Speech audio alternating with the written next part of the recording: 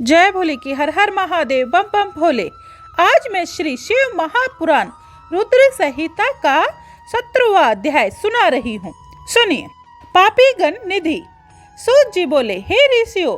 तत्पश्चात नारद जी ने विनय पूर्वक पूछा, हे ब्रह्मा जी, शिव जी कैलाश पर कब गए और महात्मा कुबेर के साथ उनकी मित्रता कहाँ हुई तथा कैलाश पर रहकर शिव जी ने क्या किया। ब्रह्मा जी बोले, हे नारद, कामपिल्य नगर में एक यज्ञदत्त नाम का ब्राह्मण रहता था, जो यज्ञ विद्या में बड़ा ही पारंगत था। उसके एक गुणनिधि नामक पुत्र था, जिसकी आयु उस समय 8 वर्ष की थी। उसका यज्ञोपवीत हो चुका था और वह भी बहुत सी विद्याएं जानता था, परंतु पिता से जीत कर वह पुत्र जुआरी, खेल कूद में संलग्न और गाने बजाने वालों का साथी हो गया था।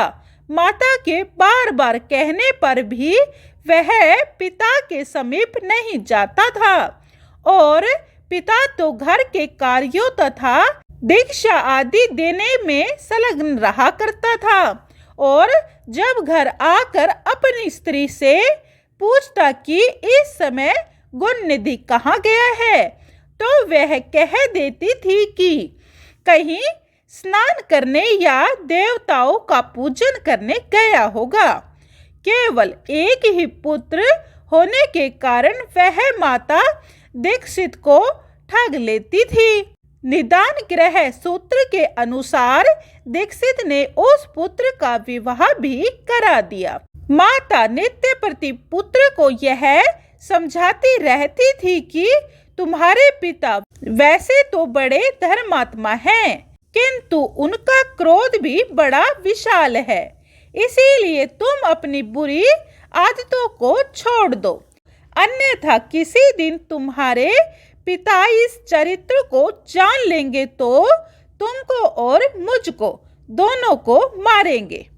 परंतु माता के इस प्रकार समझाने पर भी उस पर कोई असर नहीं पड़ता था।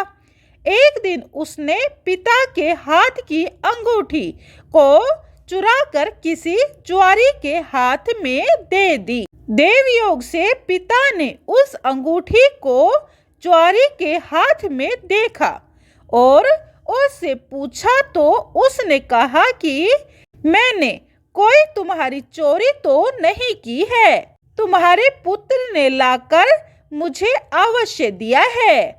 मुझे यह अंगूठी ही नहीं बल्कि उसने और जुआरियों को भी बहुत सा धन लाकर दिया है, परंतु आश्चर्य है कि तुम जैसे पंडित भी अपने पुत्र के लक्षणों को नहीं जान सकते।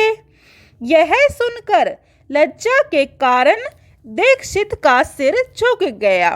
वह सिर झुकाए और वस्त्र से अपना मुंह ढके हुए अपने घर गया और घर में जाकर अपनी पत्नी से बोला, अरे धूर्त पत्नी, भला यह तो बता कि तेरा वह लाडला पुत्र कहाँ है।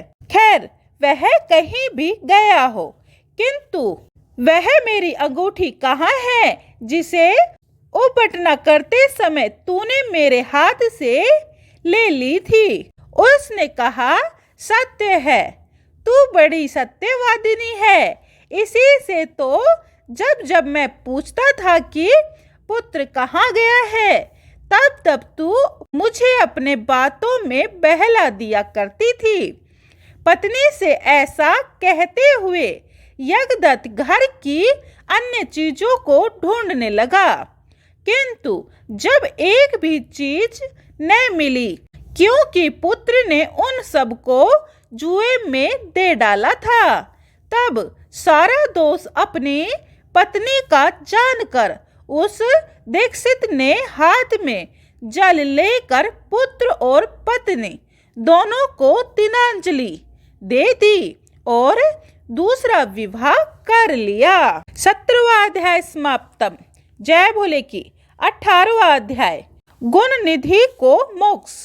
ब्रह्मा जी बोले, हे नारद, जब यह समाचार दीक्षित के पुत्र को मिला तो वह घर छोड़ कहीं अन्यत्र जाकर अपने भविष्य की चिंता करने लगा। निदान भूख प्यास से पीड़ित हो संध्या समय एक शिव मंदिर के पास जाकर बैठ गया। जब एक शिव भक्त अपने परिवार सहित शिव पूजन के लिए अनेकों सामग्री लेकर मंदिर में आया और जब वह शिव की पूजा कर चुका तथा घर से लाए हुए पकवान आदि उन पर चढ़ा चुका, तब भूख से पीड़ित यज्ञदत्त का पुत्र उसे ग्रहण करने के लिए मंदिर की आड़ में छिपकर देखता रहा। और जब वे सब लोग पूजन कर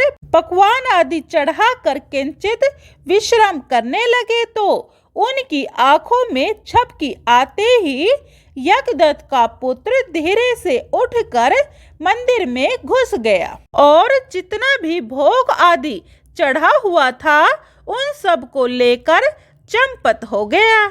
किंतु उसी क्षण उनके पैरों का धमधमाहट सुनकर वे सोए हुए लोग उठे और बड़ी जोर से चिल्लाते तथा दौड़ते हुए उसका पीछा किया। नगर के लोगों ने भी उसे बहुत खदेड़ा और नगर के रक्षकों ने उस भागते हुए को ऐसा मारा कि क्षण भर में ही मर गया। अभी तक उसने उस नैवेद्य को खाया भी नहीं था कि इतने में यम के दूतों ने आकर उसे बांध लिया।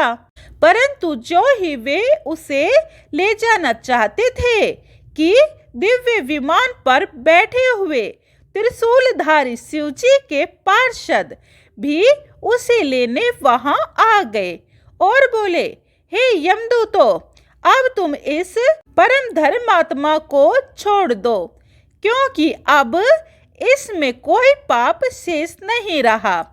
यम के दूतों ने शिवजी के गणों को नमस्कार करके कहा, आप नहीं जानते यह बड़ा पापी और अपने धर्म कर्म से हीन, कुल के आचरण से हीन, अपने पिता का बड़ा शत्रु है। देखो, इसने शिवजी का प्रसाद भी चुराया है।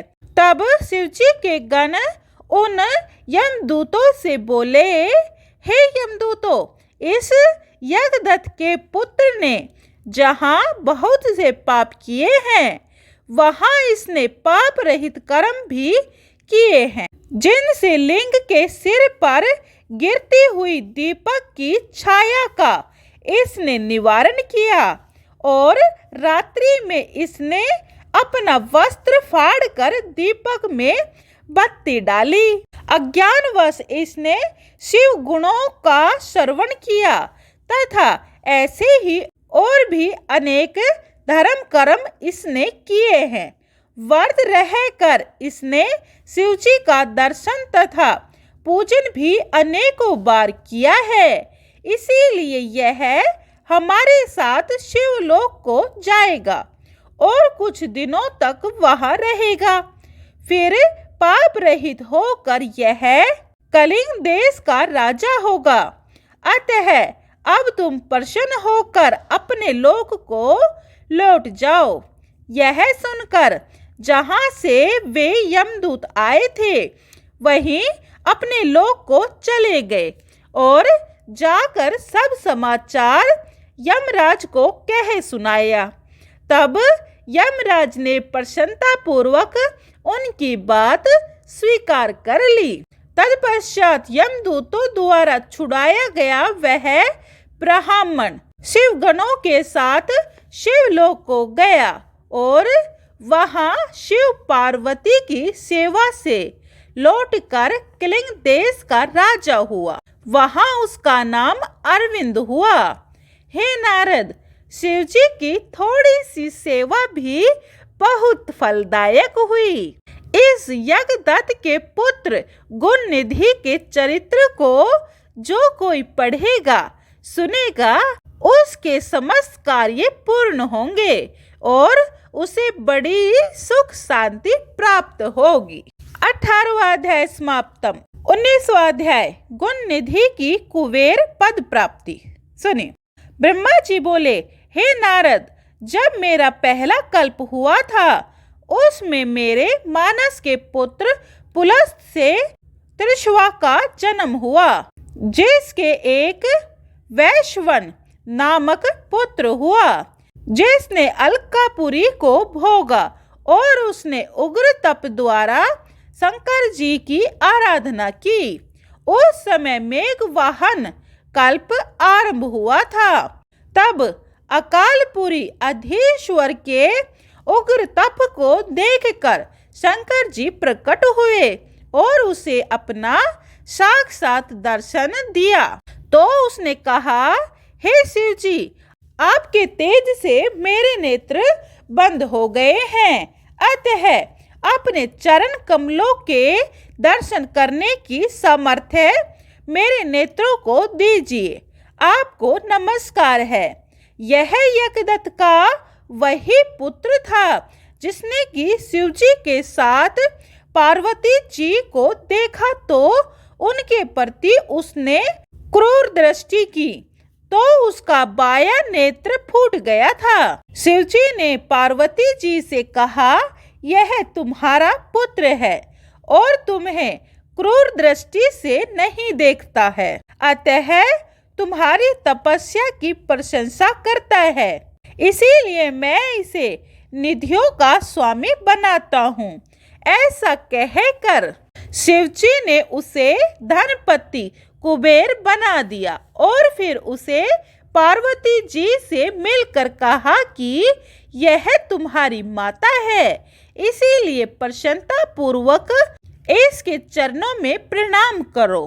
तत्पश्चात शिव जी ने उमा से कहा, हे देवेश तपस्विनी, इस अपने अनज पुत्र पर प्रसन्न हो इसे आशीर्वाद प्रदान करो। तब जगदम्बा पार्वती जी प्रसन्न होती हुई उस यज्ञदत्त के पुत्र गुण निधि से बोली, हे वत्स, तुम्हारी शिव जी में सदैव निर्मल भक्ति होवे, परंतु तुमने जो अपने बाएं नेत्र से तिरछे होकर मेरी ओर देखा है, इससे तुम्हारा बायां नेत्र तो अवश्य ही नष्ट रहेगा। इसके उपरांत श्री महादेव जी ने उसे विश्वेश्वर नामक स्थान में कुबेर बनाकर नियुक्त कर दिया और स्वयं ने उसकी अलकापुरी नामक महानगरी के पास में ही अपना कैलाश नामक स्थान नियत कर लिया। 19वां अध्याय समाप्तम। जय भोले। 20वां अध्याय सदाशिव का कैलाश गमन। सुनिए। ब्रह्मा जी बोले, हे नारद, जिस प्रकार कुबेर कैलाश पर्वत पर तप करने आया और उसके तपोबल से शिव जी वहां पहुंचे, वह सुनो। कुबेर को कठिन तप करते देखकर ब्रह्मा के अंश से उत्पन्न रुद्र शिव जी की इच्छा से वहां जाने के लिए उत्सुक हुए और बड़े जोर जोर से अपना डमरू बजाने लगे, जिसकी घोर ध्वनि तीनों लोकों में व्याप्त हो गई। तब विष्णु भगवान और ब्रह्मादिक सब देवता तथा ऋषि मुनि एवं वेद शास्त्र और सिद्ध लोग भी मूर्ति होकर वहां जा पहुंचे। साथ ही असंख्य गणों सहित अपनी लाखों करोड़ों की भयावनी भूत प्रेतों की सेना के साथ स्वयं शिव जी ब्रह्मा और विष्णु को साथ लेकर बड़े प्रेम से रुद्र रूप शिव जी के दर्शन करने के लिए वहां जा उपस्थित हुए। उस समय स्वयं शिव जी को वहां आया देखकर महात्मा कुबेर ने आसन से उठकर बड़े आदर पूर्वक अनेक प्रकार की सामग्रियों एवं भेंट दक्षिणा आदि से परिवार सहित उनकी पूजा की और आलिंगन करके अलकापुरी के समीप ही ले जाकर उन्हें निवास करा दिया। तदुपरांत शिवजी ने विश्वकर्मा को बुलाकर उस कैलाश पर्वत पर ही अपने भक्तों और अनुचरों के लिए निवास स्थान बनाने की आज्ञा दी। तब विश्वकर्मा ने आज्ञा पाते ही अनेकों प्रकार के सुंदर निवास स्थान बना दिए। इस अवसर पर श्री हरि की प्रार्थना से शिव जी बहुत प्रसन्न हुए। तदुपरांत कुबेर पर कृपा कर शिव जी कैलाश पर्वत पर गए और एक सुंदर शुभ मुहूर्त देखकर उसमें प्रवेश किया। तब विष्णु आदि देवता बहुत आनंदित हुए और मुनि एवं सिद्ध गणों ने भी आनंद पूर्वक शिव जी का अभिषेक किया। जब पार्वती सहित शिव जी सिंहासन पर विराजमान हुए तो विष्णु आदि सब देवताओं ने आकर अलग अलग उनकी स्तुति की। तदुपरांत समस्त देवता अपने अपने स्थानों को चले गए। इति श्री शिव महापुराण रुद्र संहिता समाप्त। आज हमारा रुद्र संहिता भी समाप्त हो गया है। कल हम श्री शिव महापुराण रुद्र संहिता सती खंड का पहला अध्याय सुनेंगे, जिसमें सती चरित्र है। यह बहुत ही इंटरेस्टिंग कथा है। यह आप कल की वीडियो में देखें। जय भोले की हर हर महादेव, बम बम भोले।